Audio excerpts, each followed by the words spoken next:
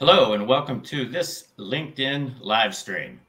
And this was sponsored by the Retirement Advisor University as well as the Plan Sponsor University.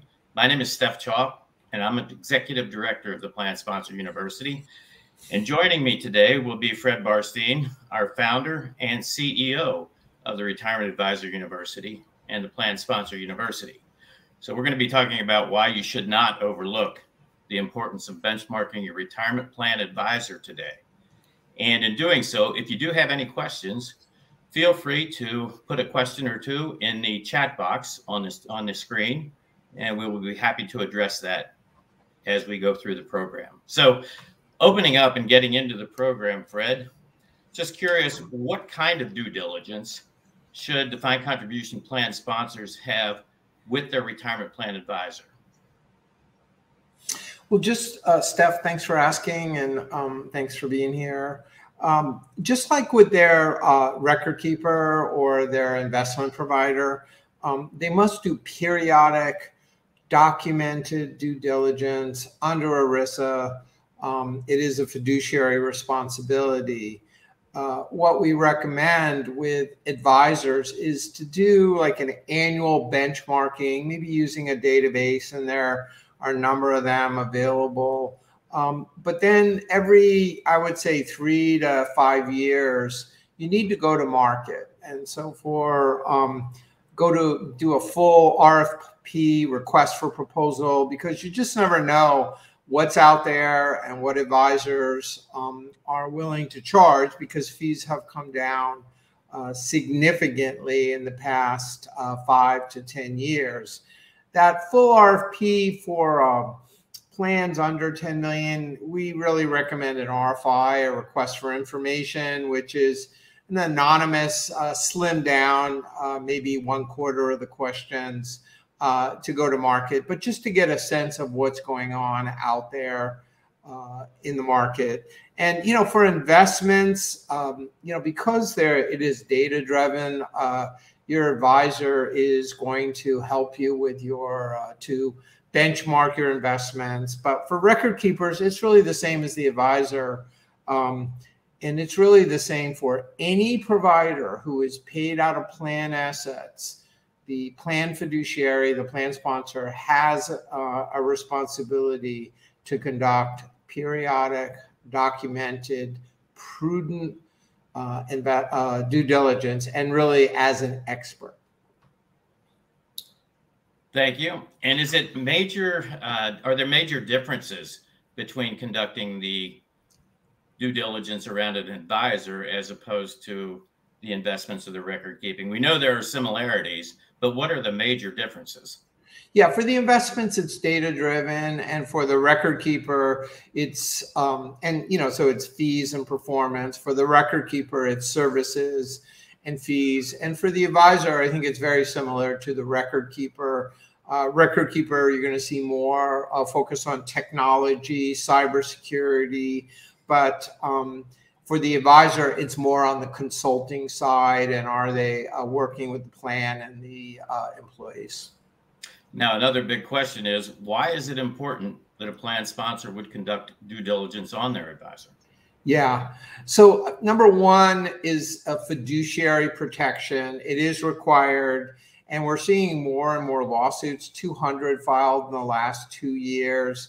And we're starting to see there's a major one against one of the larger advisory firms out there. And the Department of Labor is out there very aggressively with their investigators asking, how did you pick this advisor? Are they qualified, and are the fees reasonable? So that is the number one, or one of the reasons. It's also important because you want to make sure that, you are getting a good deal, and that, your plan changes, the needs of your employees change over time. And so you want to make sure that, your advisor is keeping up with that, and they're appropriate for you. And, your plan may be bigger, and that advisor may not have the resources or the qualifications to work with larger plans. And we have heard that advisors are being thrust into the forefront. We know that plan sponsors traditionally have conducted due diligence on record keepers and the investments, but have things changed that make it more urgent now for plan sponsors to take a look at their advisor? Yeah, I mean, with the recent enactment of Secure 2.0, there's a significant amount of, on the one hand, requirements and things that plan sponsors have to do in order to stay in compliance. But also there's a tremendous amount of opportunities, like with the student loan debt repayment and the emergency savings, pension-like emergency savings account, or plethas.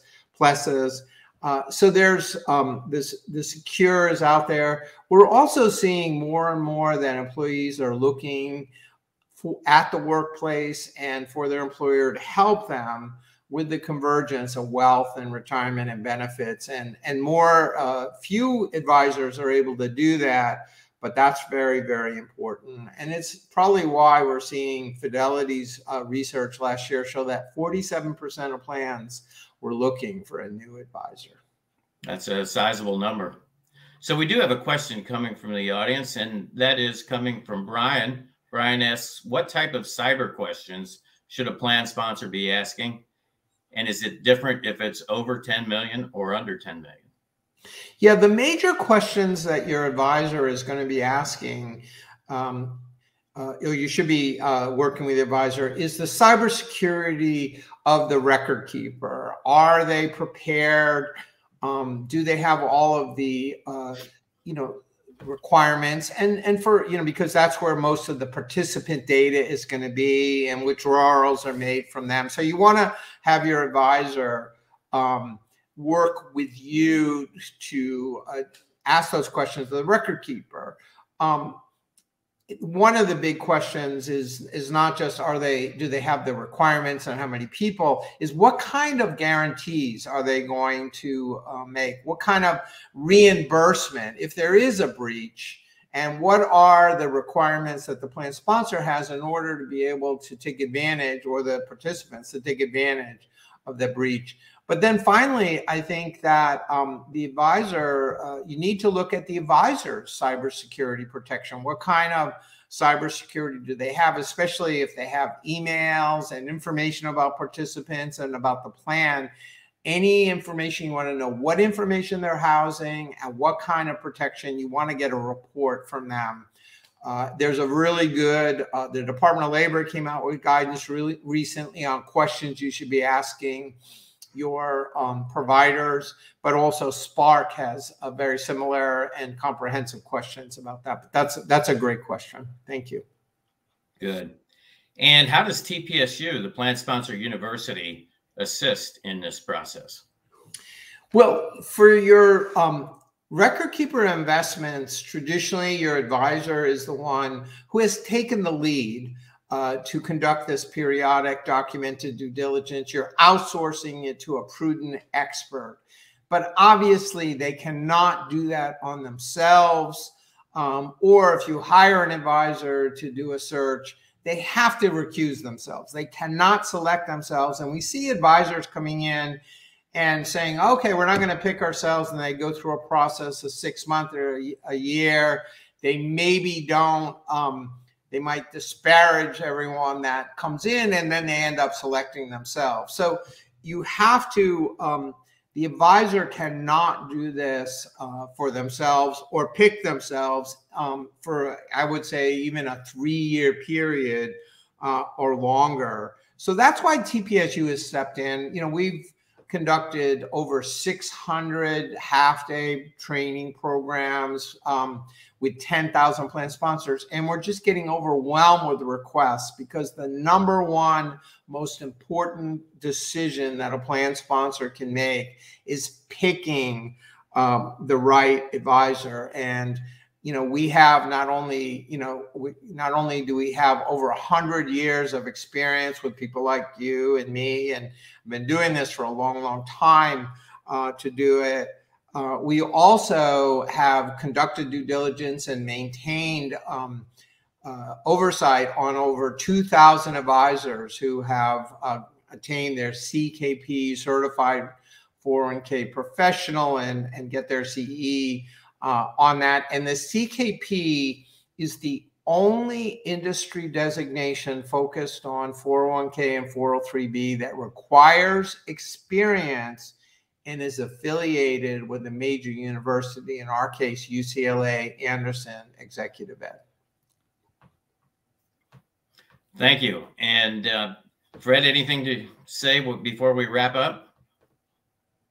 No, and I think, we have a question here. One of our advisors is willing to benchmark a 401k plan or advisor, but as we say, the advisor cannot benchmark themselves. Very, very good resource for the record keeper and the advisor, and that's why we've stepped in. And I think it's important. And there are local resources along that do a very good job. So thank you, Steff. And if anybody is interested, you can go to our website, TPS University, and there's a tab called RPA DD or RPA Retirement Plan Advisor Due Diligence, and you just fill out a very simple form. It takes about a minute, and we'll get back to you and consult with you on how we can help you.